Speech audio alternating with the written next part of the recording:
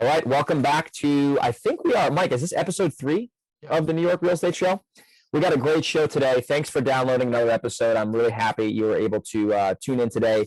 We're going to talk about one of the most important things in real estate investing, which is communication with other people. In our situation, it's sellers a lot of the time, and how to really be an effective communicator. And the reason I'm saying communicator instead of selling is because at the end of the day, we don't really sell in this business. We get people to do things that they already wanted to do, but we do it in a way where we communicate things in a certain specific way. So ultimately the prospect can come to a decision one way or the other. Michael and I are really passionate about this. We talk about it a lot.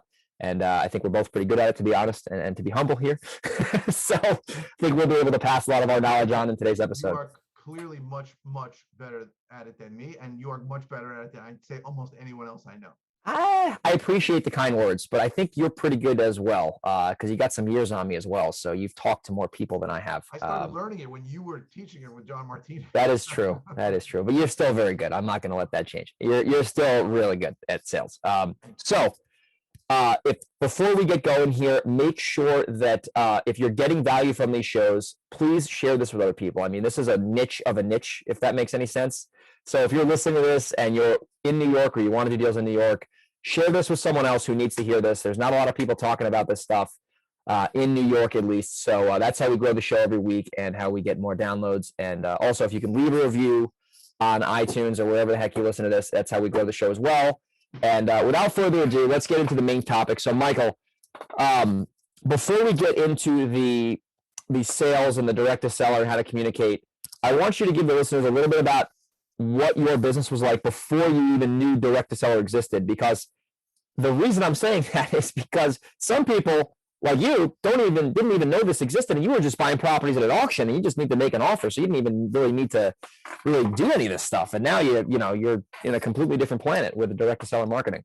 It's funny. I remember, and I was in the mortgage business for 17 years before I got into the real estate business full time. Yeah. And there were all these parts of the mortgage business that I didn't know anything about. And I would go to conventions and people were talking about things in secondary marketing, and we were just a mortgage broker in the beginning, so I didn't know what they were talking about. And the same thing really happened for the first 4 years I was in the real estate business. People would talk about leads. I don't even know what a lead was. So for 4 years, all I did was go every single week to the live auction in Nassau County, New York. And I would also buy from like REO agents, that means bank-owned property agents, and from online auctions. And that was it. So there were no leads in my life. It was just, I found the property and I bought it. And it worked okay. I bought more properties and made more money each year I did that. But at some point, I think it was 2016 or 17, I had to discuss, and I heard about wholesalers, but I always thought they were like knuckle dragging Neanderthals who just try to middle themselves into a deal and provided no value. I didn't really understand what was going on there. And I had a conversation with Brad Chandler, who I was trying to sell me coaching at the time, but he was like, and he had been a guy who had rehabbed like 2,000 houses in the DC area. And then he switched to wholesaling, and he was like, it's a whole much better world. And I saw what he meant, because at that point, I was rehabbing a lot of properties, and it was really hard to scale. I think we had like 17 properties under construction at one point, and it was like impossible to find enough contractors who were competent and to manage all the things. Materials were going to the wrong address, and things just weren't getting done. And I said, like, it's very hard. So then he started talking to me about wholesaling, and I realized that and he said to me straight up, he goes, the only way you're going to buy things cheap enough to wholesale them to another investor is if you go direct to seller. Yeah. He actually gave me a plan. I think I have it written down somewhere. And that's when I started.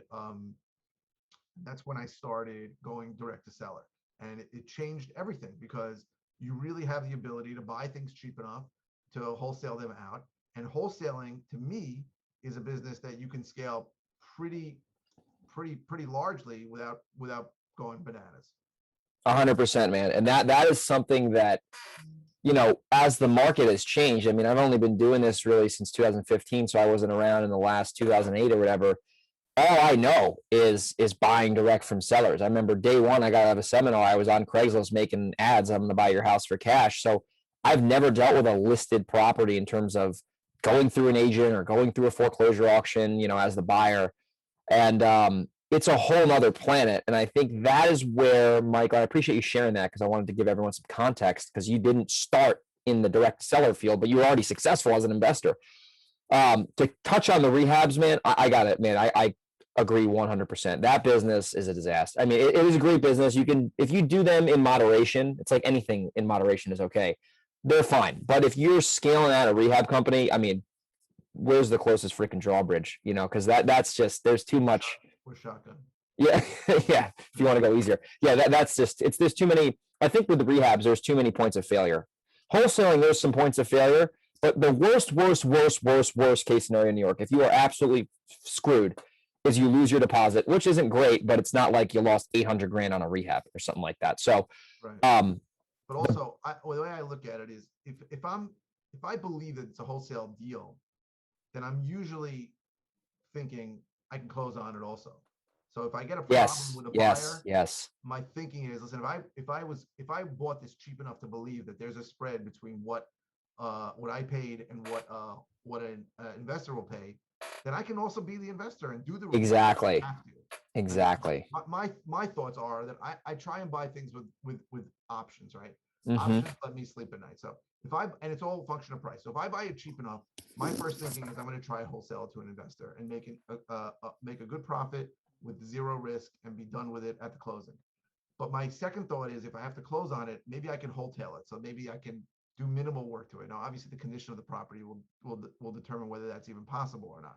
But sometimes you can just do a quick fix and then put it out, not at the top of the market, but at enough of a discount to the Yep. market where you'll sell it fast. And then if that doesn't work, I can always do major renovations to it. So those things let me sleep at night. When I get into a deal and I go to contract on it, I almost always feel like I have multiple options on it.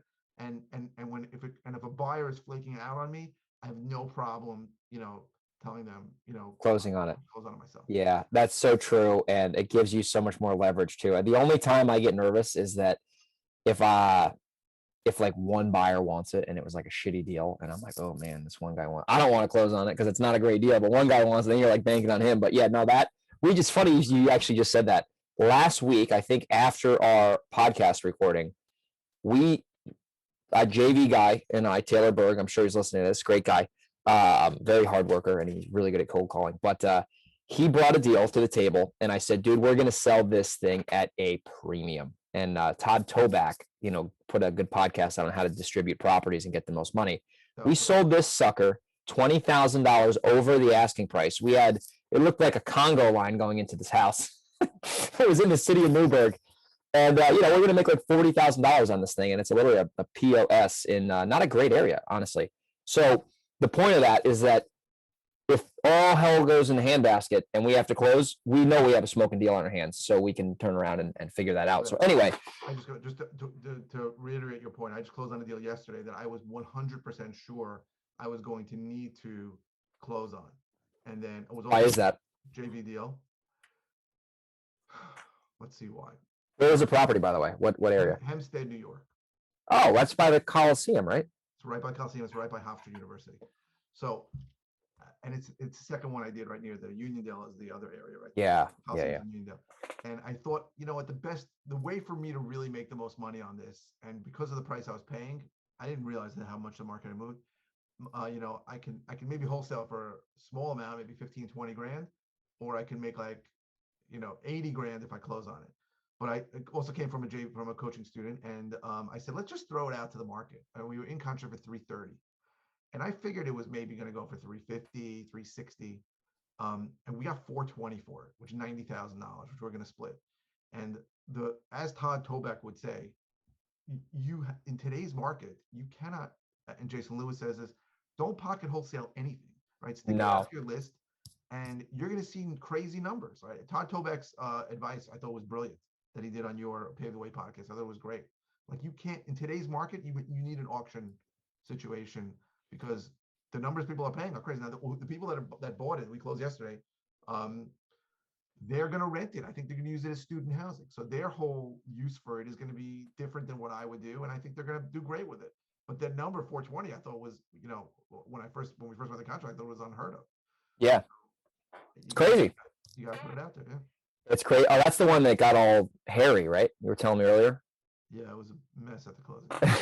I got one of those in a couple hours. Hopefully it doesn't get as bad. I'm willing to go in there with a baseball bat in case people act up. But anyway, so when it comes to talking to sellers, I mean, obviously we try to keep these shows 40 minutes, 30 minutes. So we want to, we might have to do a part two. We'll see how much ground we cover here. But at the end of the day, I feel like there's really three pillars when it comes to talking to sellers off market. And we'll tweak the show too to where like how sellers are a little bit different in the Northeast, but particularly, the tri-state area, and how you have to be a little bit different with them.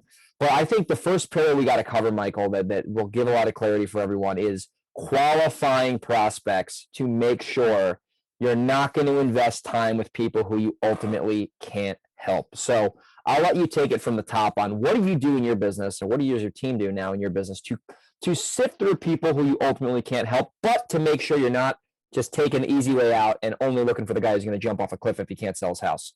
Yeah, so that's great. So I have been tweaking a script for years. I think I have a great script, and if anybody wants the script, they can email me, and I'm happy to send it to them.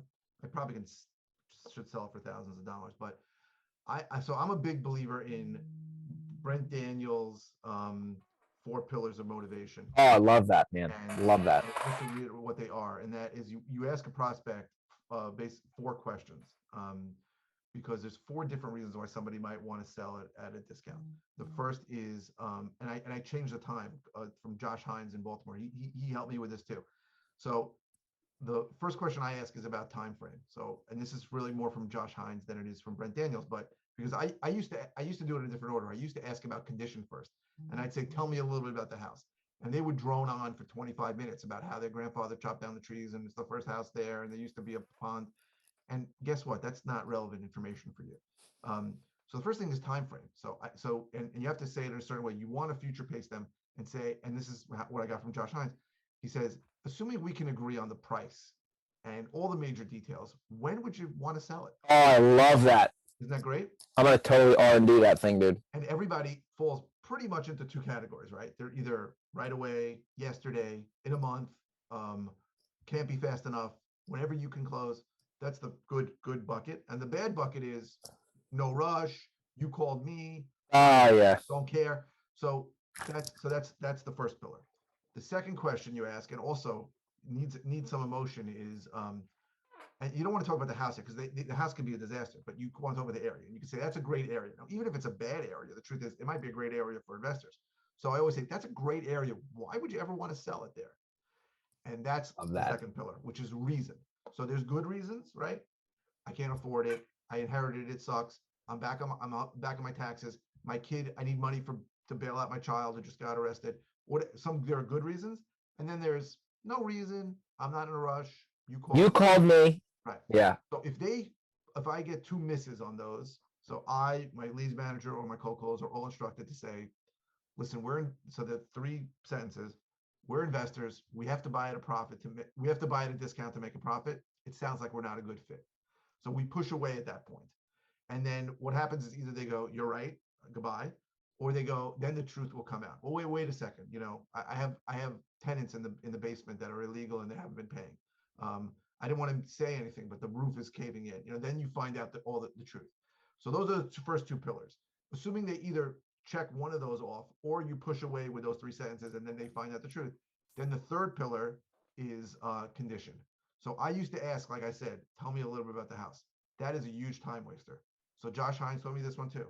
On a scale of 1 to 10, with 1 being a disaster and 10 being a cover of a magazine, what would you rate your house? I like that. Inside house? Isn't that great? That's phenomenal. And that gets to the damn point, because when they ramble about the plumbing, I don't give a shit. I'm getting the plumber there anyway, Exactly. So so good. Josh's rule is 7 or below is a deal, right? If they go below 5, it's probably in terrible condition.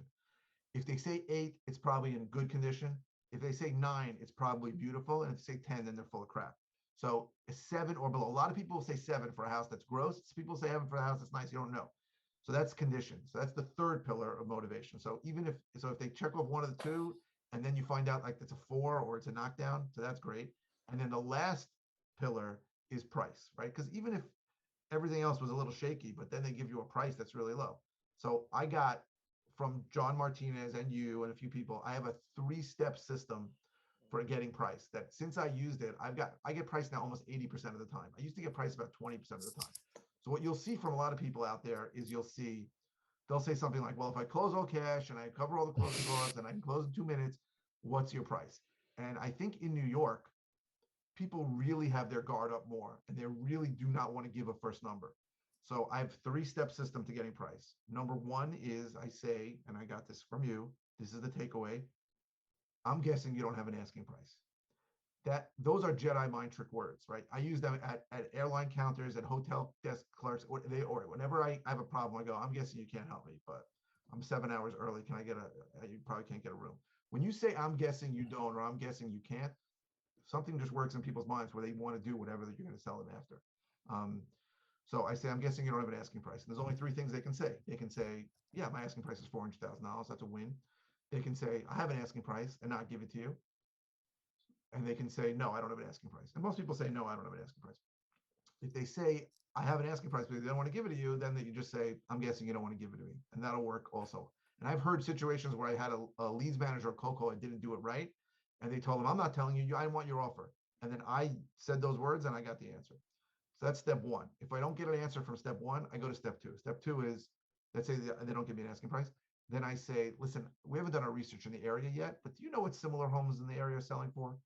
And very often they won't tell you what they want, but they'll tell you that their next door neighbor was the exact same house, just sold for $400,000. And whatever they say, I then say, do you think your house is worth more or less than that or those?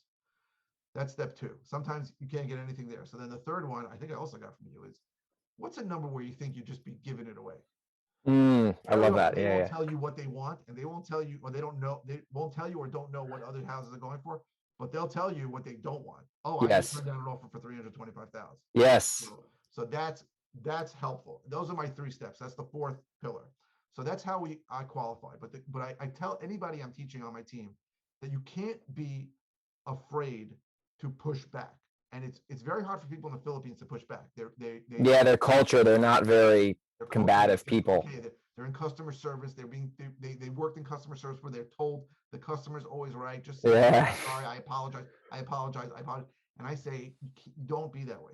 Don't be afraid to push back and say those sentences. If a guy is being difficult or a guy won't answer a question, just say, we're investors. We have to buy at a discount to make a profit. It sounds like we're not a good fit. And that creates the truth and is the most beautiful things you can say.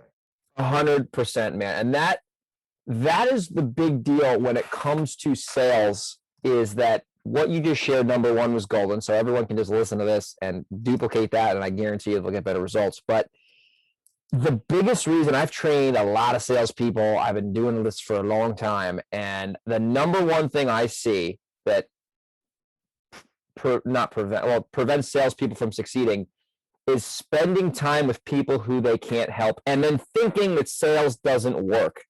And I always say this analogy: you cannot sell steak to vegans. I don't care how good you are at steak selling.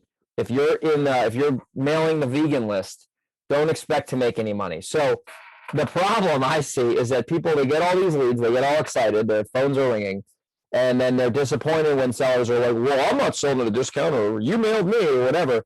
They don't have the either the experience or the training to be able to strategically qualify someone, because then when you get on the phone with someone who you can help, your sales skills will explode your profits, and they'll explode your ability to solve the person's problem. So that's why qualifying prospects is not talked about enough in this business. And I feel like, I don't care if you got a sales team of 10 or 20 people. There's a great book called 80-20 Sales and Marketing that changed the game for me. And the biggest takeaway from that book is like, qualify people to see if you can actually help. And then from there, the strategies and techniques will obviously expedite and explode things. But that's pillar number 1. Pillar number 2, I want to cover here, and I'm sure, Michael, you can relate to this one a lot. I think it's getting the seller to take a next step, and always having the sale nudge a little bit forward, whether you're going to the closing table or whether you're going to, the next step, which is they have to call their appointment. But I think it's I learned this from Todd Toback, who I've learned a lot from that guy over the years. He's very helpful. It's like, you want to look at it like a bike pedal, like, those bikes where you can only pedal forwards, you can't pedal backwards. Every conversation goes down the line to whether there's going to be an outcome, whether that's you're buying the house or not. So I'll give you an example. This is where I see a lot of people get smoked, especially in New York, because you can't really sign contracts on the spot a lot of the time. Is I always love to say this. Hey, Michael, if you were really ecstatic over the price and the offer met all the needs that you were looking to accomplish here, what would the next steps look like on your side?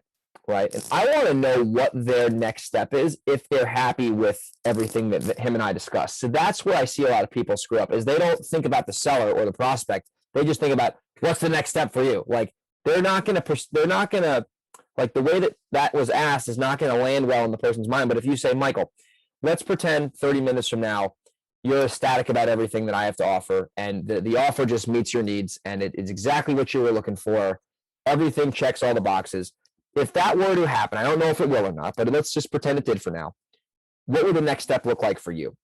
I want to know what that prospect is going to do after we have a discussion about their property, because I see a lot of people go out, they make an offer, and then the seller's like, I got to think about it. And then they just like freaking, it's a disaster from there. And it could be a deal potentially, but they don't know how to control that seller. So go ahead. I don't do that. I certainly should. But dude, what do you hear a lot what do you hear from good prospects and bad prospects when you ask that? I hear one of two things. I'm either going to move forward with it, and then I know that they're going to make a decision, but that doesn't mean I've closed the deal. That means that their ability to take, I know their action, I know their decision to take action. So the problem to solve for is not their action taking ability. The problem to solve for is how do I get them on the same page about the price? So it's almost like an algebra problem in sales. And what do you hear from bad prospects?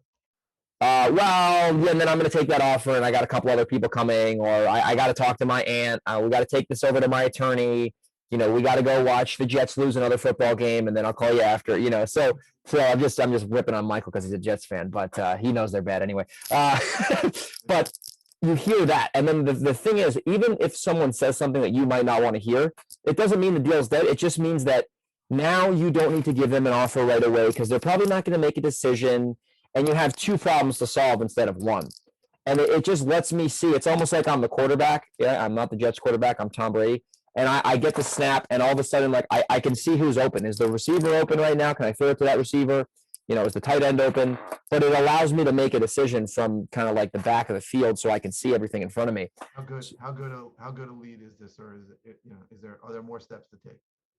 Yes, exactly. Where do we really need to be at in order for this to make sense for everyone? So, and it allows me to not spill my candy, like they say, where like I just give them an offer, they take it, and then they go run away, and you never hear from them again, which happened on a property that I was trying to move into a couple weeks ago, and I'm pissed I haven't gotten in touch with her since. But maybe she'll. That happens to all of us, right? Yeah, it happens to everyone. Property we made an offer on, we bought it. Yeah. This was a smoking deal. Anyway, what were you saying, and what you were saying before about qualifying also, because I get a lot of people who call me and they say, I did this for 6 months, and everybody was telling me there's no for sale sign on my lawn or something like that. And what people don't get, I think, is that this is really a disqualification process. More yes, 100% agree. You got to kiss a lot of frogs to get a prince. And as you said, making sure they're qualified, right? Right. If any of those 4 pillars of motivation are checked off, it could be a deal. It's something to pursue. For me, it's going to be I'm going to go to a live appointment. For you, I guess it'll be a phone appointment or maybe a live. And then making sure there's a next step is really, really important, because a lot of people just leave it, and if it's you have to actually define what the next step is, or let them define what the next step is, so that you can move it along the sales process. Yes. Yep. No, for sure. And that's just so important to get the seller to build rapport. I think a lot of people think rapport is like, oh, we both have Dachshund Hound dogs, and we both like the New York Mets, and like that's like level 1 rapport. Level 2 rapport is when the seller and you bond over something else besides like a picture or a dog. It's like they see that you're there to solve their problem, and they know that you're looking out for their best interest. And that is like 10 times more powerful than like you guys both like in the Mets or something like that. So right. That, in my opinion, builds rapport as well, especially when you're like, hey, whether I'm going to, I'm going to be helpful either way. So like whether I buy your house and that works for you, or whether we just can't buy your house for some reason, I promise I'll point you in the right direction, and this will be a valuable conversation. That builds a lot of rapport too, because they know that you're there to help them, and they can subconsciously see that from you. They're not just like you. That's how you separate from the competition too. A lot of guys will go in there, they'll tap on the walls, they'll say, this thing's a POS and here's my offer and take it or leave it. And it's like, that's why I don't really care about competition, because like most people suck anyways. Just did a podcast on this. Most people suck. Yeah. When I leave an appointment, any appointment, right? I tell them, listen, whether I end up buying your house, whether I end up listing your house or not, I go, you can always call me if you need help. If you need Exactly. help clean it out. If you need help finding someone to do anything. I go, I know contractors in the area. I know clean out guys in the area. If you need whatever you need, you can call me. Whether Yes. you use me or not, I'm here for you. And I've had people tell me, I have to list with my cousin or something, but you ask, and I've given them and I've helped them. My job is to help them as much as I can. Exactly. And that's the mindset. That's the abundance mindset. So that's step number 2. Now, step number 3 here, I think let's make this more New York specific, is when you get a yes, you got to know how to communicate with the seller and the seller's attorney, potentially, how to put a discounted offer into the lawyer's office so deals don't die at the table. And that is why I wanted to make sure that, obviously, the sales advice we gave everyone today was general, like you could do that anywhere, but this is a New York specific sales step. So Mike, maybe we'll cover this one 50-50. I'll let you kind of lead and then I'll add some things, after you're done leading, because this is something that, especially if you're new and you're doing deals in New York, this is a whole nother planet. Right. Yeah. Yeah. So people, when you talk to people who do this only in other states and you tell them that you leave an appointment without a signed contract, they look at you like you're from outer space. So for the people that don't know, in New York, a real estate transaction doesn't really take place between a buyer and a seller as much as it takes place between a seller's attorney and a buyer's attorney. So I just got off the phone with the seller maybe an hour ago, where I was explaining to him why my contract needs to be assignable. So I believe in, once a seller says yes, I believe in planting 3, if you're going to wholesale the property, or if you're not, you don't need to plant all these seeds, maybe 1. But I believe in planting these 3 seeds in a seller's head. So the first one is, I tell them, listen, I need the contract fully assignable. They never know what that means ever. They ask what it means. And I say, listen, I need the ability to assign the contract. And that's really there for your benefit, because I want to make sure that we close on the day we agree. And if something comes up before where it has to be moved to another entity, maybe because I'm using a private lender who wants to who tells me the day of closing, they want to put it in their self-directed 401k, for whatever the reason, I need the ability to sign it. That's number 1. Number 2 is, standard deposits in New York are 10%. I do a lot of transactions. If I put 10% down on every transaction, I'd probably be out of business. So I'm going to give you $5,000 on this one, whatever it is. We come to some agreement. Yeah. Usually they say no problem. And then third, I go, I really need the ability to show the property, because I want to start work. I want work to start on this the day we close. The only way work can start the day we close is if you let me get contractors and even potential buyers in here first, right? The potential buyers are going to give me a lot of guidance as to what the contractors are going to do. I'm not smart enough or talented enough to know exactly what needs to be done. If there's for example, if there's a huge bedroom in the property, I'll go, I may turn that into 2 bedrooms. Or if there's a small bedroom, I go, I may open that into 1 bedroom. So I need to show it a couple of times. And then I say those things to them. Those are the 3 seeds that are planted. They never say anything to their attorney, but their attorney ends up sending a standard contract to my attorney, which says not assignable, ask for 10%, and doesn't talk about showing the property. So then my attorney comes back and says, buyer said he spoke to your client. We're only putting $5,000 down. We need a fully assignable, and we want just some language and an amendment saying that we can show the property 1 or 2 times. So then at that point, the seller's attorney calls the client and says, what the hell is all this? And the client usually says, oh yeah, I remember that. It's fine. Yep. It's a much better conversation than if you don't say it.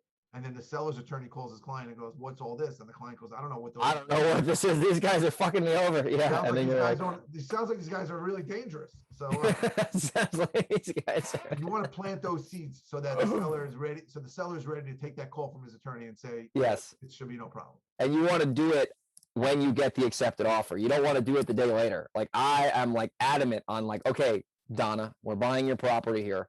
I just want to let you know how it goes down. And I want you to let me know what your thoughts are about that, just so you and I are on the same page. Because I'll tell you what, Michael, I mean, I think we talked about this in the last episode, but I don't have a lot of deals die with the attorneys anymore. Like it pretty much, like maybe 1 out of like 15 or something, but like, very rare. Yeah. And another thing too, is the deposit is not as big of an objection as it used to be. Like I'm pretty good now at getting my deposits nominal, like compared to like the rest of the country. I mean, it's a lot compared to like, Texas. But because I plant those seeds, and that's like the last step in the New York, I guess, communication strategy, not a lot of deals go to the gutter now. I mean, we're pretty good on our stick rate in terms of getting the acquisition. Sometimes like there's a title issue or something, which is uncontrollable, but that is so important, especially if you're doing this and you're not in like Buffalo or Rochester. Like when you come downstate and you're like below Ulster County, I would say, I mean, a lot of these attorneys are, number one, they're more expensive, and number two, they like to rock the boat just to rock the boat, and they think that they like to pound their chests. So they're more, there's more, I think people are more aggressive once you start getting towards New York City. I don't know what the hell the deal is with that, but So when you're charging $2,000 to $3,000, yeah, that's the thing. It's more expensive. and Yes. and you're really doing nothing, right? Some of these guys work for 2 hours for $1,000 or $2,000 to Yeah. $3,000, and they're not $1,000 an hour attorneys, right? No. So they feel like they also need to be like financial advisors. At the closing yesterday, Yes. the seller's attorney was like, "I advise my client not to sell to you guys," and I'm like, Well, he'd be fucked. He'd get a I didn't list say pendants anything, filed. but like the truth is, it's not your job to advise them whether to sell. Yeah. Or not. Your job is to drop the goddamn contract. So you're gonna get that from people, and it happens, but it's very rare that an attorney will kill a deal. Very rare. Yeah, for sure, especially if you're planting the right seeds. But I think that this podcast episode was important because a lot of people will get a lot of leads. We'll talk about lead gen in New York on some future episodes. But if you don't have the conversion skills dialed in, it can really be troublesome. So to summarize everything, number one, you got to qualify prospects so you can spend time with the right people. Remember listening to Brian Tracy Brook. He was like, number one way to increase your sales, increase your time with qualified prospects, double your time with I'm like, holy shit, that makes so much sense. Like Right. if you think about it, if I could double my time with qualified leads, like you're gonna make more money. Right. All these things are so common sense, I forget about them. So number one, you got to know how to qualify. We talked about that. Number two, you got to always have some sort of a next step or know what the seller's next step might be so you can make sure you're moving in the right direction. And number three, New York specific, you got to know how to navigate the logistics of getting a yes into a actual signed contract, by the way, that Michael and I, in your favor, by the way, contract in your favor, so you can convert and get these accepted offers into contracts. So Michael, I want to make sure we keep our episodes, 35, 40 minutes, which we did today. I appreciate everyone listening to the show. And if you can, like I said earlier, if you can share this with some people, copy and paste it, share it around, put it on social media, leave a review. That's how we keep growing this thing.